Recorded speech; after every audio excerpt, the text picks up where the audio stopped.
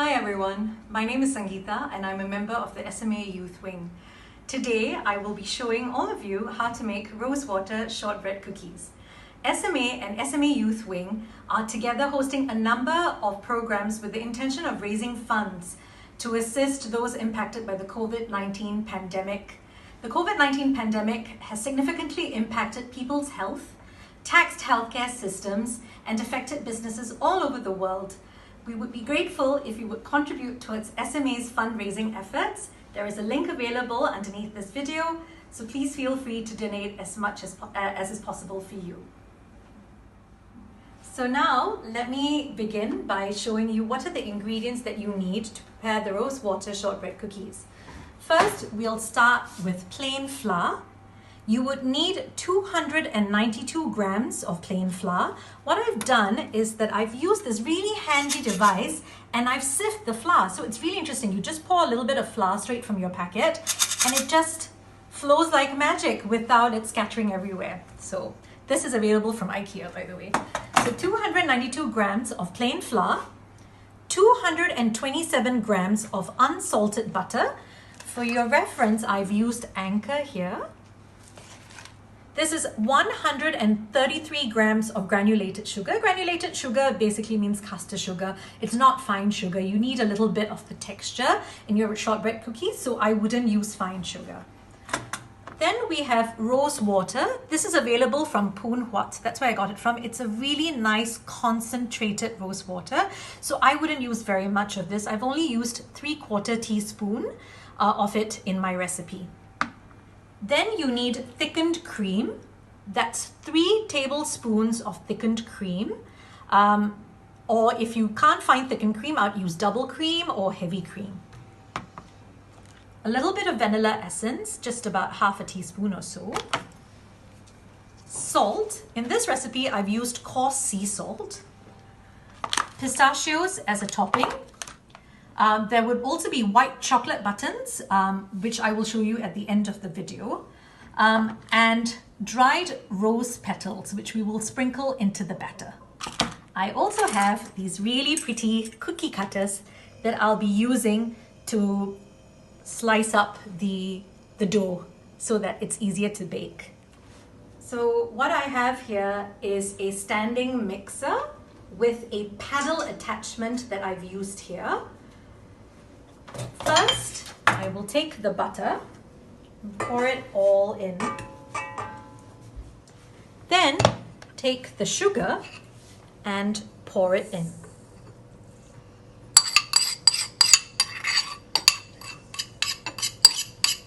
Now what you want to do is you want to just sort of let it gently start mixing together before you add the other ingredients. What I'm going to do is I'm going to push this in, and on a low setting, I'm just going to let it mix. So if you can bring the video closer, you'll see that it's starting to mix quite nicely.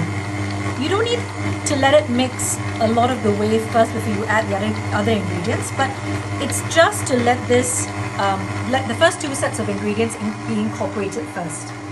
So now that you can see that there's been a mixture, turn it off, lift up your standing machine, rather, and then pour in the flour in stages. A handy trick that I've learned through a few years of baking is it's always advised not to put in all of the flour at once. It makes for a smoother, more consistent mixture. So then start running your mixer again in a low setting. Turn it off again and add a little bit more of the flour. So what I've done here is I've divided it into about 3 times that I would have to incorporate the flour in. Start the mixer up again, turn it off again, turn it up again, and then pour the remaining amount of flour inside.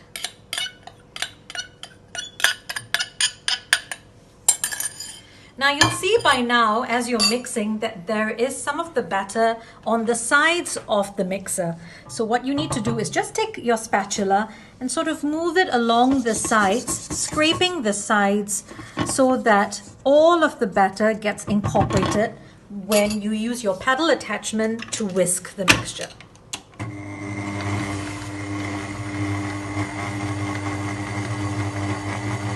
You can see by now that the mixture is slowly starting to become take on a very coarse-like consistency. Turn it off. And you can see there's quite a bit stuck on here. I would just use my spatula and push it down into the mixer. And then let it go again one more time on low setting. Stop. And then take your coarse sea salt, take a little teaspoon. I would add only about a 1/4 teaspoon into the mixture. Coarse sea salt is naturally very salty, so I don't want to add more than necessary. The next thing I'm going to add in is the rose water. As mentioned earlier, all you need is about 3/4 of a spoon for this. So again, I'm just going to pour it very gently. It's about 3/4-ish. I'll just pour it in. And then I'm going to add the vanilla essence. So that's about 1/2 teaspoon. This vanilla essence I have is nice and thick. So it comes out very gently. There we go. Pour it in.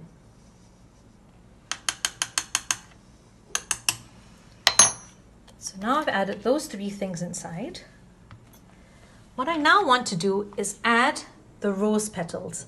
I have quite a lot of rose petals here, and that is because I really want the dough to showcase a little bit of the rose petals because it looks really pretty, doesn't it? So I'm just going to toss the whole thing in. And then I'm going to start the mixer again on slow speed and let it go again. Stop it again because you can see that a little bit is now stuck on the paddle. So I'm going to just push it down.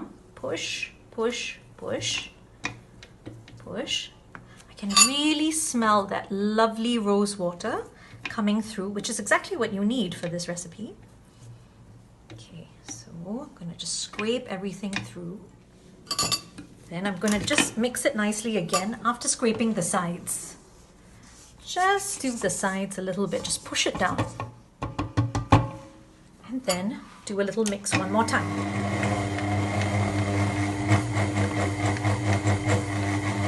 It's coming together quite nicely, isn't it?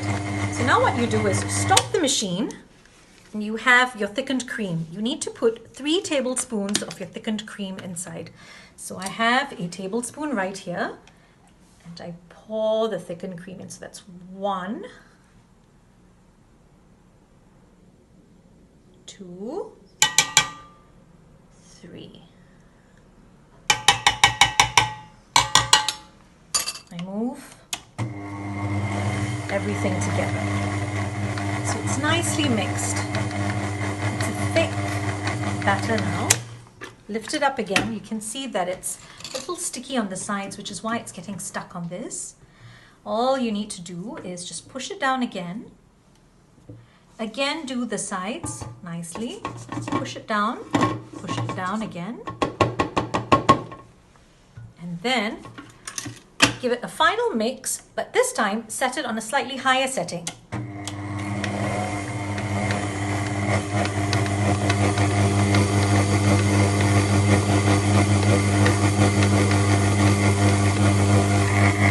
And that's it. Now you stop, you lift up the mixture machine, again push through everything that is stuck on your paddle attachment.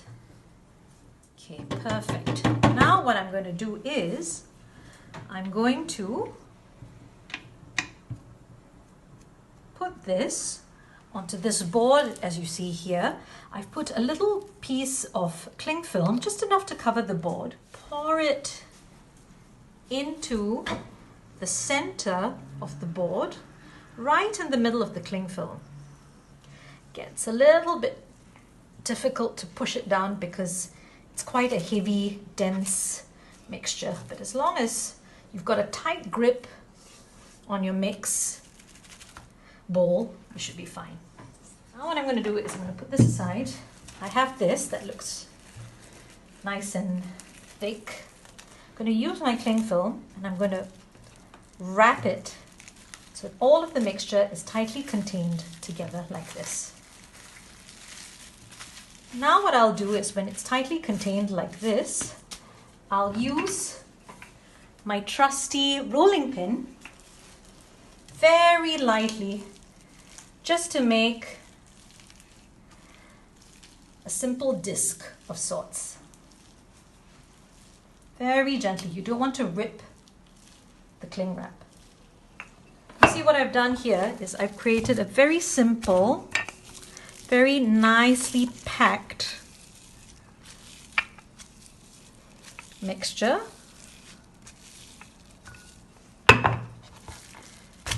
See? Perfect. You can see the beautiful rose petals coming through. Now I take this mixture, I put it into my refrigerator for 20 minutes.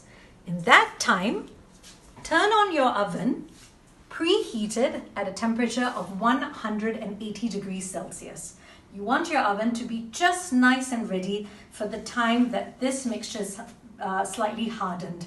And you can then cut little pretty shapes from the dough. Hi guys, so now 20 minutes have passed. I've taken the dough out from the refrigerator. I'm going to just unwrap it gently, as you can see.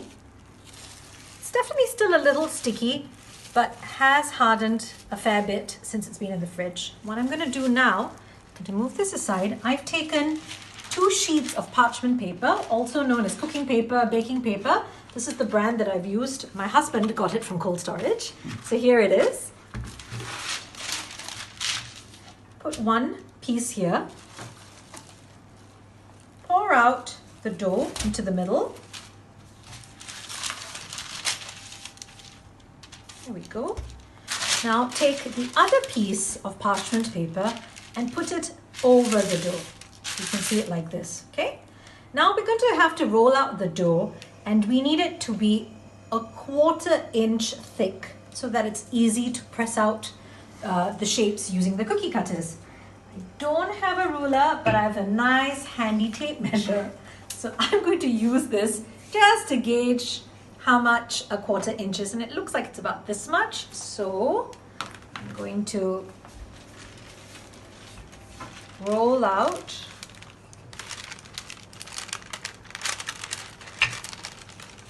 the dough. That's nice. Oh, fantastic. Good. Now we take this and put it in the freezer for 5 minutes. Hi, everyone. So 5 minutes have now passed since putting the dough in the freezer. I'm going to just remove this like that. And then I'm going to use my trusty cookie cutters to cut out a few shapes and place them in the oven. So I'm going to first use my butterfly version.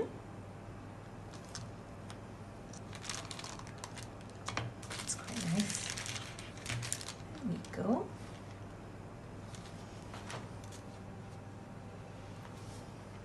Then I'm going to use this.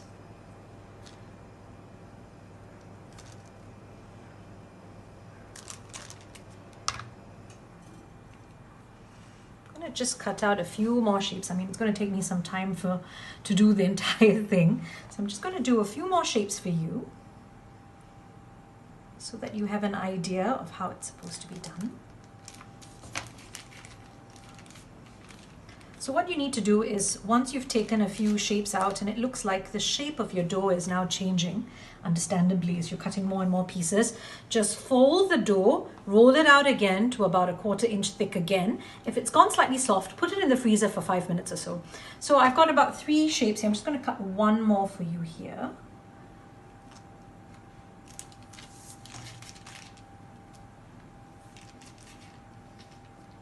One more. I'll just put this here. Okay. So now I'm going to take this and I'm going to place it in the oven for 20 minutes at 180 degrees Celsius as previously mentioned. So see the oven, it's set at 180. I'm going to put this down and I'm going to put it in the sort of middle rack. I don't want it to burn on the top, so I'm just going to put it here like this, close, and set it for 20 minutes. What you want to do is around the 15-minute mark, just have a look and see if the tips of your cookies are slightly browning. If they are, they're probably ready to come out. So I'll see you in 20 minutes. Hi everyone. So the cookies have now come out of the oven and I've let them cool for about 10 minutes or so. You want them to be completely cooled down before you proceed on to the next step. So what I've done is I've put together a little bowl of melted white chocolate. The brand that I've used here is Baking Essentials, and they come in chocolate buttons like these. So white chocolate put into a microwavable bowl, and you then put it into the microwave for a little bit of time until it's all melted. But then what you want to do after that is you want to put it into a tall, well, a medium size, but a narrow glass. So what happens is when you've poured all of the white chocolate in, it becomes easier for you to dunk the cookie for as much as you want, instead of trying to do it in a shallow bowl. So by way of an example, if I were to take a cookie here, and you can see how nicely the cookies have come out. If I take a cookie here, I can easily dunk it to about half of the amount, or half of the size rather, of the cookie, so it's really nicely evenly coated. Then what I do is I put it onto this tray, and I've chopped up some pistachios over here. Take a little bit of the pistachios and sprinkle it all over the cookie. You can see that here are some examples of cookies that I've already done this to, and I've popped them into the fridge for about 5 minutes. It would be better to put it in the freezer, but you can put it in the fridge as well for about 5 to 7 minutes. Let me show you again with another example. So this time I've got my butterfly shaped cookie. I'm going to take it again and I'm going to dunk it into the beautiful glass of melted chocolate, just like that. See? So it's beautifully evenly coated, like that. Place it onto a plate, like so. Take a little bit of the pistachios, sprinkle it all over the white chocolate. Then what you want to do is, because the white chocolate is runny as I've mentioned, put it back into the fridge or freezer for about 5 to 7 minutes, and you've got yourself a perfectly coated shortbread cookie. Enjoy everybody. I'm going to take a big bite. Oh, first class. I'm sure you'll enjoy it. Bye.